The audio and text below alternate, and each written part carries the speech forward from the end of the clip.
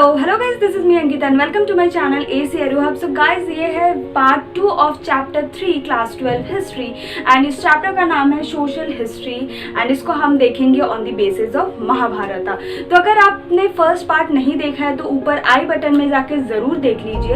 And जैसे कि मैंने आपको प्रीवियस पार्ट्स में बताया है कि रिसेंटली जो है सिलेबस चेंज हुआ है एंड ड्यू टू अभी कोई बुक इशू नहीं हुआ है, इसलिए हम जो पुरानी बुक है उसी से इस चैप्टर को कंटिन्यू करेंगे। अगर फर्दर कोई अलग से चेंजेस आती है तो हम एक नए वीडियो के थ्रू उसको आप तक पहुंचा देंगे। एंड इस चैप्टर को अभी हम पढ़ते हैं। तो इस चैप्टर को पढ़ने से पहले थोड़ा फर्स्ट पार्ट में मैंने आपको क्या बताया था उसका मैं आपको थोड़ा सा ब्रीफ देना चाहती हूँ, ताकि इस पार्ट से जो है आप कंटिन्यूटी एक बना के रख सके। ठीक है, तो फर्स्ट पार्ट में हमने देखा था, ड्यू टू हम चैप्टर पढ़ रहे सोशल हिस्ट्री महाभारत, तो फर्स्ट जो टॉपिक हमने देखा था वो है क्रिटिकल एडिशन ऑफ महाभारत। कि महाभारत एक जो क्रिटिकल एडिशन है कैसे बनाया गया, कितने दिन लगे, कितने पेजेस थे उसमें। सेकंड हमने उसके बाद देखा सोशल हिस्ट्री को हमने देखा थ्रू महाभारत। जैसे पहले हमने शुरू किया थ्रू फैमिली, देन हमने देखा पैट्रिलिनी, एज वेल एज उसके बाद हमने मैरिज सिस्टम्स देखे एंड उसके बाद हमने देखे गोत्र के सिस्टम जो कि 1000 BC ऑनवर्ड से ब्राह्मण के प्रैक्टिसेस में आए थे। लोगों को गोत्र के उसमें पहचाना जाने लगा, आइडेंटिफाई करा जाने लगा। तो उन सब चीज़ों के बारे में हमने देखा था। अब इस पार्ट में हम एक नए टॉपिक जो मोस्ट इम्पॉर्टेंट टॉपिक है फॉर सोशल हिस्ट्री उससे वीडियो को स्टार्ट करेंगे, दैट इज सोशल डिफरेंसेस। अब सोशल डिफरेंसेस क्या है? सोशल डिफरेंसेस मीन्स सोसाइटी में कुछ डिफरेंसेस थे जो अभी भी है एंड पहले से वो चला आ रहा था, तो उन सिस्टम को हम देखेंगे। अब सोशल डिफरेंसेस को समझने के लिए एक मोस्ट इम्पॉर्टेंट टर्म जो आपको याद में रखना है वो है वर्ण सिस्टम। तो 4 वर्णस थे। फर्स्ट है ब्राह्मण, सेकंड है क्षत्रिय, थर्ड है वैश्य एंड फोर्थ है शूद्र। एंड ये हायरार्किकल ऑर्डर में है, जैसे ब्राह्मण ऑन दी टॉप, उसके बाद है क्षत्रिय, फिर वैश्य एंड देन शूद्र। तो सोसाइटी जो है ऐसे डिवाइडेड थी पहले एंड हर एक वर्ण जो है इनको अलग अलग ऑक्यूपेशन जो है दिया गया था। जैसे अगर हम ब्राह्मण का देख ले तो ब्राह्मण का काम क्या होता था? To teach and learn Vedas को पढ़ना या पढ़ाना, to practise the rituals and take gifts, give gifts. तो ये सब जो काम होता था, गिफ्ट्स लेना देना, रिचुअल्स को करवाना या फिर कोई वेद पढ़ना या पढ़ाना, ये सब किसका काम होता था? ब्राह्मण्स का। तो स्पेशली ये ब्राह्मण्स के लिए था, इसके अलावा ये कामों को कोई नहीं करता था।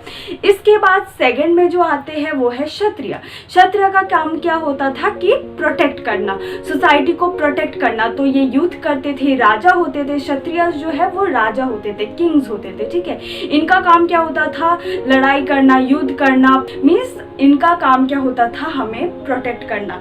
You can take examples of Avengers. तो हम इसको क्या कह सकते हैं? Kshatriyas are Avengers. ठीक है, तो हम इसको ऐसे कर सकते हैं, ये हमारे रक्षक थे। ओके, थर्ड है वैश्यस। वैश्यस का काम क्या होता था? ट्रेड करना, एग्रीकल्चर, पैस्टोरलिस्ट, मीन्स ये ट्रेडिंग से रिलेटेड, बिजनेस से रिलेटेड काम कर सकते थे। तो वैश्यस और अंबानीज हम कह सकते हैं। ठीक है, तो फर्स्ट हो गया हमारे ब्राह्मण, सेकंड हो गए एवेंजर्स यानी कि क्षत्रिय, थर्ड हो गए हमारे अंबानी जी मीन्स वैश्य एंड लास्ट में हो गए शूद्र। शूद्रास क्या करते थे? शूद्रास का काम होता था कि हायर जो तीन वर्ण है इनको सर्व करना, गुलामी करना, इनकी सेवा करना। ठीक है, तो जो हम लास्ट में जो लेबर क्लास देख सकते हैं कि इनका काम ये होता था कि ये सबकी सेवा करे जो इनके आगे तीन है। एंड ये जो सारी चीज़ें थी, ये जो वर्ण सिस्टम था एंड ये जो सारे ऑक्यूपेशन वगैरह थे, ये एक चीज़ से लिंक थे एंड वो है बर्थ से लिंक थे। मीन्स आप जिस कास्ट में जन्मोगे आपको वही काम करना पड़ेगा जो उस कास्ट को निर्धारित कर दिया गया है। मीन्स अगर आप ब्राह्मण के परिवार में जन्मे हो तो आपको वेद पढ़ना है, पढ़ाना है, रिचुअल प्रैक्टिस करना है एंड गिफ्ट देना लेना, ये सब जो ब्राह्मण का काम होता है वही करोगे। अगर आपको कोई बिजनेस में इंटरेस्ट हो, ट्रेड में इंटरेस्ट हो, तो आप ये नहीं कर सकते।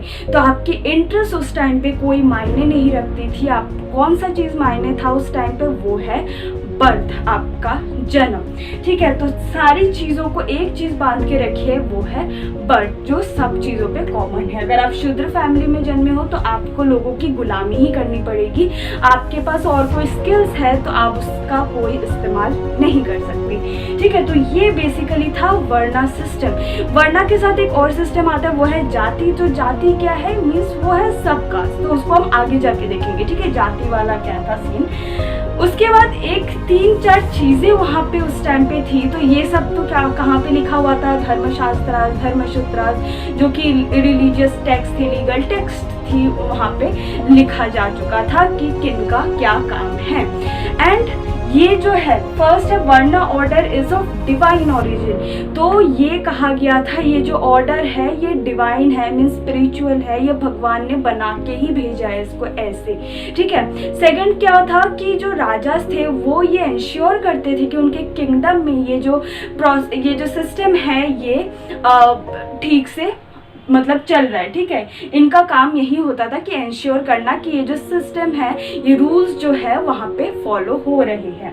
थर्ड है, persuade people that their status was determined by birth. तो ब्राह्मण का एक ये भी काम होता था कि लोगों को परसुएड करना, लोगों को बताना कि उनका जो ऑक्यूपेशन है, उनका जो स्टेटस है वो उनके बर्थ से लिंक्ड है, ठीक है। तो उनका बर्थ जैसे होगा उनका स्टेटस भी उसी प्रकार होगा। तो ये ब्राह्मण के काम होते थे कि लोगों को बताना कि ये डिवाइन ओरिजिन है, ये जन्म से ही जन्म जहाँ पे होगा उसी वही ऑक्यूपेशन आपको अपनाना है। तो ये सब उस टाइम का सीन था, ठीक है, ये सब चलता रहता था उस टाइम में। अब हम एक चीज देखते हैं कि एवेंजर्स थे उसमें थोड़ा सा मिक्सिंग हो गया। कैसे, अब राजा तो जो क्षत्रिय थे वो हमेशा राजा बनते थे, जो राजा थे वो क्षत्रिय होते थे, ठीक है। अब राजा तो क्षत्रिय होते थे, बट हमने देखा है कुछ नॉन क्षत्रिय किंग्स को, जैसे कि फर्स्ट एग्जाम्पल है मौर्य। तो सेकंड चैप्टर में मैंने आपको बहुत अच्छे से बताया था कि मौर्य की पूरी स्टोरी, मौर्यन एम्पायर की, चंद्रगुप्त मौर्य वगैरह के बारे में बताया था। तो मौर्यन जो थे तो जो बुद्धिस्ट थे उनका ये कहना था कि जो मौर्यंस है वो क्षत्रियस है, उनका ये कहना था बुद्धिस्ट का, बट उनकी बात कौन माने। तो ब्राह्मण्स ने क्या कहा, ब्राह्मण्स ने कहा ये जो मौर्यंस है ये लो ओरिजिन के हैं, मीन्स ये क्षत्रिय नहीं है, ये लो ओरिजिन के हैं, ठीक है, मीन्स इनकी कास्ट लो है। ओके, तो फर्स्ट हो गया मौर्यंस। इनके तुरंत बाद कौन सक्सेसर बने, शुंगास एंड कानवास। ये कौन थे, ये थे ब्राह्मण्स। अब ब्राह्मण्स का काम युद्ध करना नहीं होता था, राजा बनने का काम तो होता नहीं था, बट हमने शुंगास एंड कानवास को देखा, वो क्या थे, राजा थे बट वो ब्राह्मण थे, ठीक है। थर्ड है शाका रूलर। शाका रूलर जो थे वो मलेच थे। मलेच मीन्स जो हम कहते हैं जो जैसे जंगल में रहता है या फिर लो कास्ट, लो ओरिजिन, अनसिविलाइज, वैसे इनको कहा जाता था। तो ये मलेच थे, that is the Shaka rulers. But हमने एक संस्कृत टेक्स्ट में देखा है, ये मिला है संस्कृत टेक्स्ट में, इनका नाम एक शाका रूलर जिनका नाम है रुद्रमैन, उन्होंने जो सुदर्शन लेक है उनको दोबारा रिबिल्ड किया, रिकंस्ट्रक्ट किया, उनकी वजह से उनका नेम जो है वहाँ पे लिखा है। तो इस समय ये पता चलता है कि जो ये जो शाका रूलर थे ये जो संस्कृत टेक्स्ट है उससे भी वाकिफ थे, ठीक है। फोर्थ है सतवाहन। तो सतवाहन रूलर जो है बहुत ज़्यादा डेयरिंग रूलर थे। ये ब्राह्मण तो थे, ठीक है, ये राजा थे एंड ये क्षत्रिय नहीं थे, ये ब्राह्मण थे। ऊपर से इन्होंने और 2-3 चीज़ की, ये जो क्षत्रिय के प्राइड है इनको तोड़ के रख दिया, ब्राह्मण के जो प्राइड है उनको तोड़ के रख दिया। और जो मतलब इन्होंने क्या क्या किया, जैसे शादी की जो रूल है, जैसे ब्राह्मण ने ये रूल बनाए थे एक्सोगैमी का, इनके यहाँ पे एंडोगैमी भी चलती थी, ठीक है। तो इनका जो सिस्टम था उन्होंने ब्राह्मण के सिस्टम से थोड़ा हट के ही इन्होंने अपना सिस्टम जो है फॉलो किया। तो इन्होंने जो है ब्राह्मण्स के प्राइड को मतलब तोड़ना चाहे, इन्होंने बहुत डिफरेंट सिस्टम अपने अंदर फॉलो किया, ठीक है। उसके बाद है जाति। अब हमने यहाँ तक पढ़ा, वर्ण चल रहा था, वर्णा सिस्टम हम पढ़ रहे थे। अब हम पढ़ेंगे जाति। अब अगर जाति की बात की जाए तो जाति एक हम कहेंगे सब कास्ट, ठीक है। अगर वर्णा एक कास्ट है तो हम क्या कहेंगे, जाति उसके अंडर आता है, ओके। अब वर्णा सिस्टम के अंदर हम 4 वर्णा है वो डिफाइंड है कि 4 है, बट जाति में कोई नंबर नहीं है, काफ़ी सारी जाति थे उस टाइम में। जैसे फर्स्ट अगर हम देख लें, निषाद जो जंगल पे रहते थे, जंगल में रहते थे, निषाद कहा जाता था। या फिर आप किसी पर्टिकुलर ऑक्यूपेशन से जुड़े हो, जैसे गोल्ड वगैरह का काम करते हो तो गोल्ड स्मिथ, या फिर कोई एक पर्टिकुलर काम करते हो एंड अगर आपका एक ग्रुप हो, मीन्स काफ़ी लोग एक ही काम कर रहे हो, तो हम कह देते थे गिल्ड्स, शेरनीज। जो ब्राह्मण्स है उन लोग ये कहते थे, ठीक है, guilds, shrenis, as well as those who share common occupation. तो जिन जिन का कॉमन ऑक्यूपेशन था उनको कलेक्टिवली गिल्ड्स, शेरनीज ऐसा बोल दिया जाता था। फिर है अनसिविलाइज लोगों की बारी। अब अनसिविलाइज एक टर्म है, अनटचेबल टर्म है, इम्प्योर टर्म है, पॉल्यूशन टर्म है। तो ये सारे जो टर्म हैं ये लो ओरिजिन को दिखाने के लिए या फिर जो लो कास्ट को दिखाने के लिए, तो उनको ये बताने के लिए बोला गया। अनसिविलाइज जो है, अनसिविलाइज कौन है? जो जंगल में रहते हैं, जिनको संस्कृत बोलना नहीं आता, वो हंटिंग करते हैं, गैदरिंग करते हैं। एज वेल एज अगर हम देखें तो जो प्योर लोग हैं, मीन्स जिनको संस्कृत बोलना आता है, जो पढ़े लिखे, जो मतलब हायर कास्ट है, इन सब की तरह वो नहीं होते। वो जंगल में होते हैं, उनको ना ही संस्कृत बोलना आता है और वो हंटिंग गैदरिंग ये सब करते हैं, तो इनको क्या माना जाता है? अनसिविलाइज। तो अगर हम इसको महाभारत से एक एग्जाम्पल उठाए तो हम एकलव्य का एग्जाम्पल उठा सकते हैं, बिकॉज उनको भी अनसिविलाइज कहा गया था। ओके, उसके बाद है अनटचेबल्स। तो अनटचेबल्स को काफ़ी सारे वर्ड से बताया गया है, जैसे इम्प्योर, पॉल्यूटिंग, ये सब उनको कहा जाता था, ठीक है। तो दो टाइप के हमने डिवीजन किया था उस टाइम में। डिवीजन ये था दो टाइप के, एक है प्योर, एक है इम्प्योर, ठीक है। तो जो प्योर लोग हैं वो सिविलाइज्ड होते थे, वो मतलब एकदम पवित्र काम करते थे, जैसे आप देख लो ब्राह्मण, क्षत्रिय, वैश्य, उनको कहा जाता था।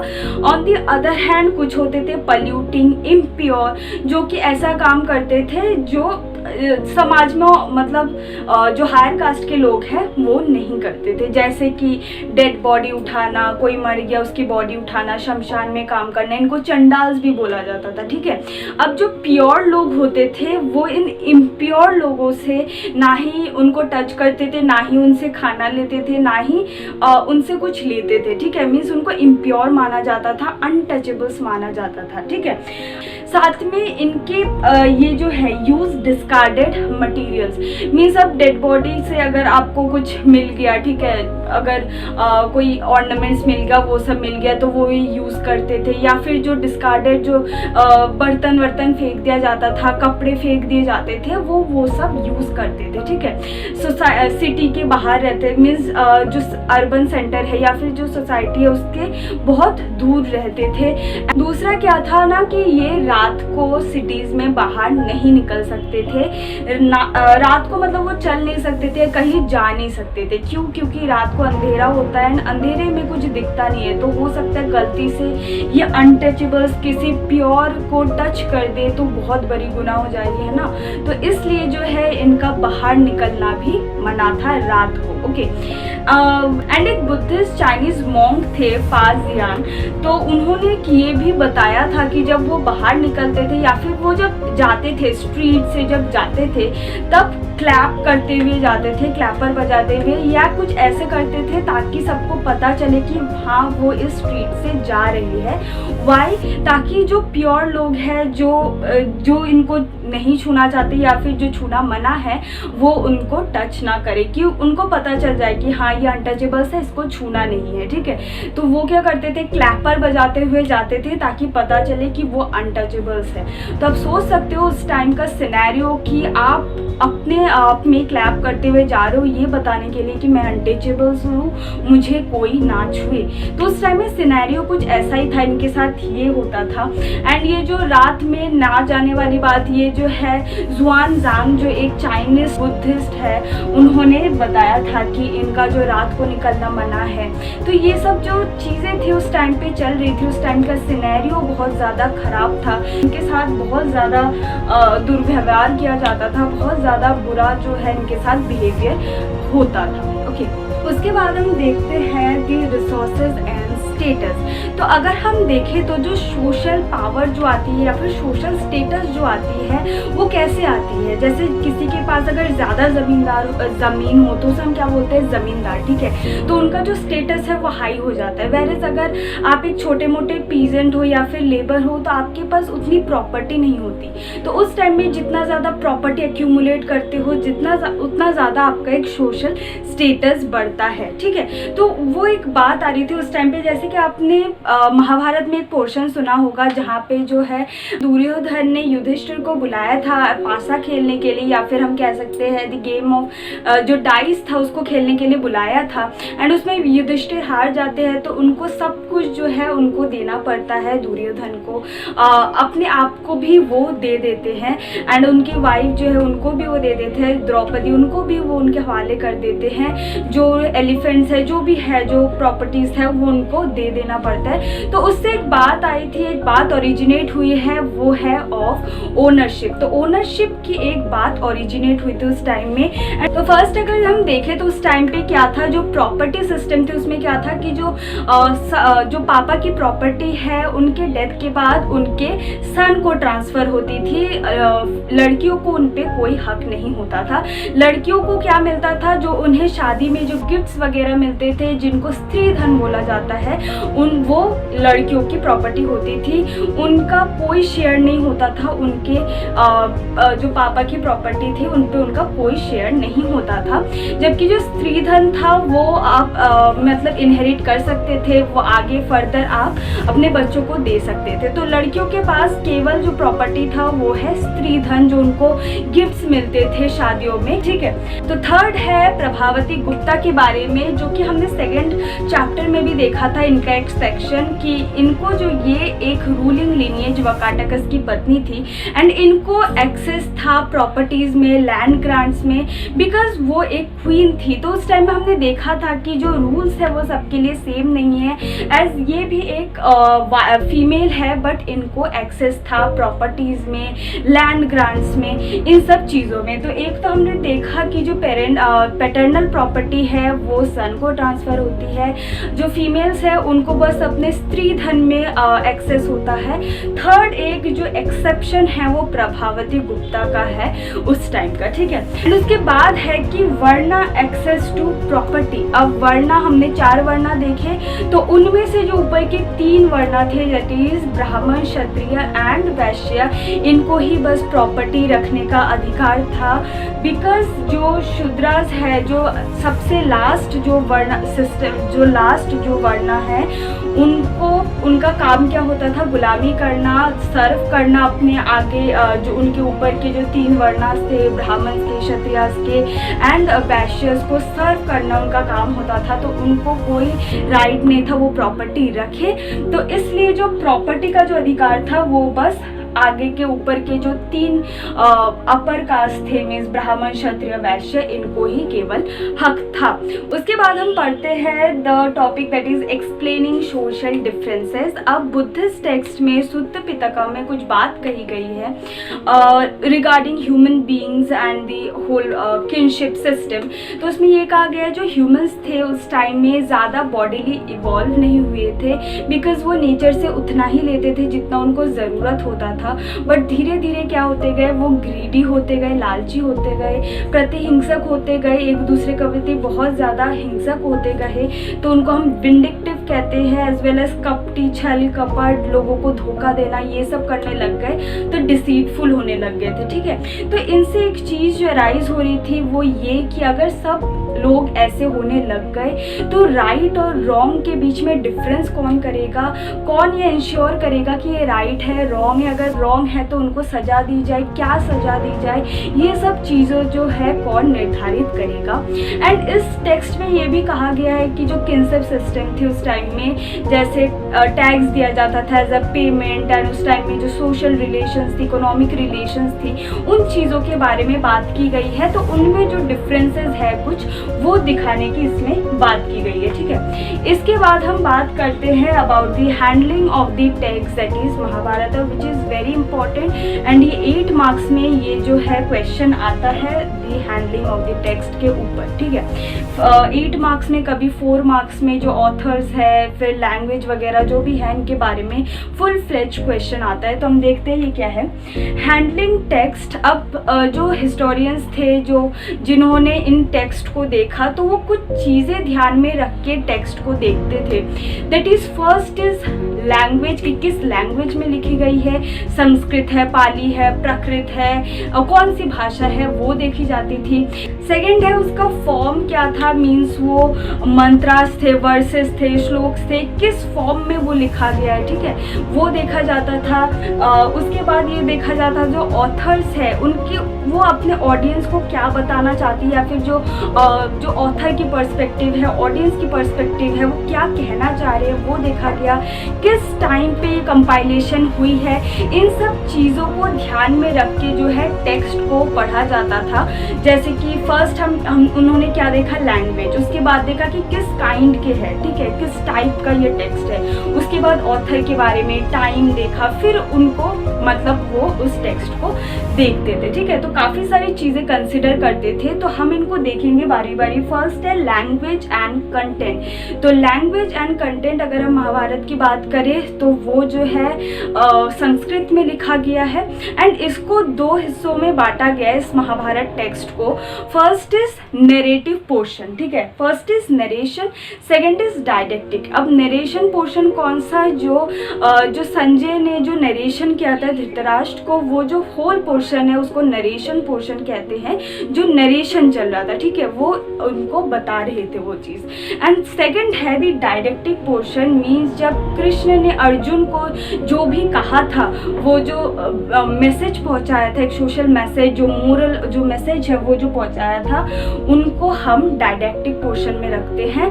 तो इसको 2 डिवीजन किया गया है, एक तो है नरेशन, दूसरा है डायडेक्टिक। ओके, सेकेंड हम देखें तो ऑथर के बारे में, तो पहले तो ये जो चैरिएटर बर्ड्स थे या फिर जो सुतास थे, मीन जो स्टोरी टेलर्स थे, ठीक है, जैसे कि जो राजा वगैरह जब युद्ध में जाते थे, लड़ाई करने जाते थे, तो उनके साथ जो पोइट्स वगैरह वो भी जाते थे, वो जो है नरेशन करते थे एंड ये स्टोरी की तरह ये ट्रांसमिट होता था।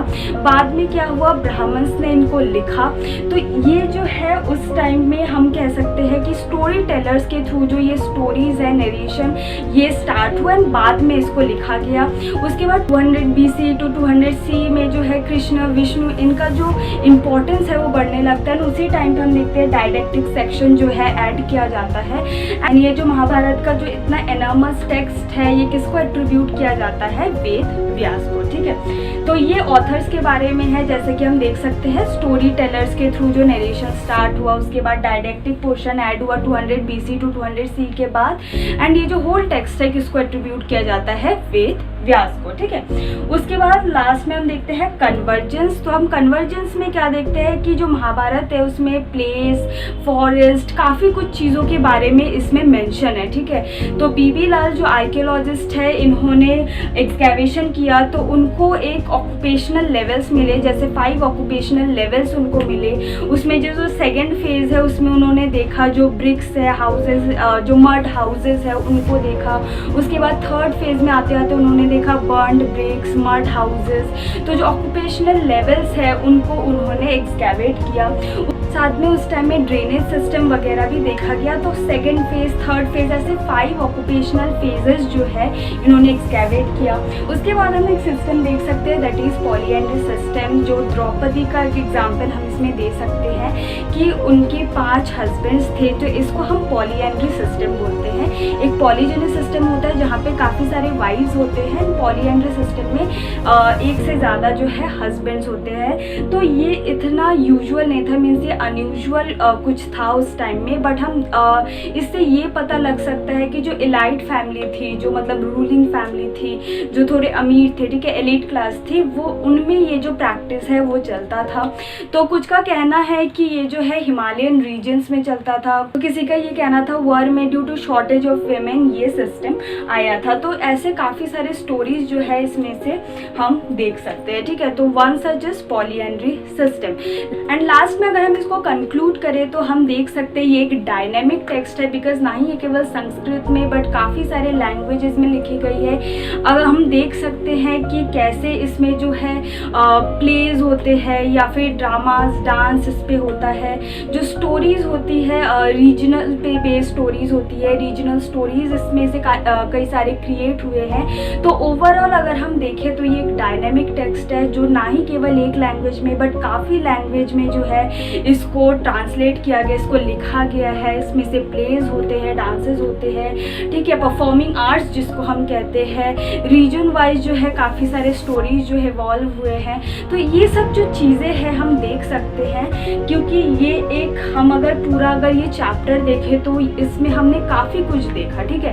सोशल हिस्ट्री से रिलेटेड, फैमिली, पैट्रिलिनी, गोत्र, उसके बाद हमने जो प्रॉपर्टी वगैरह का देखा, स्टेटस देखा, सब कुछ देखा। तो हम ओवरऑल कह सकते हैं ये एक कंप्लीट डायनेमिक टेक्स्ट है। So with this is the end of this chapter and I hope you like this video. So if you do please do subscribe this channel, like this video and हम मिलते हैं अगले video में। Till then stay tuned, bye bye.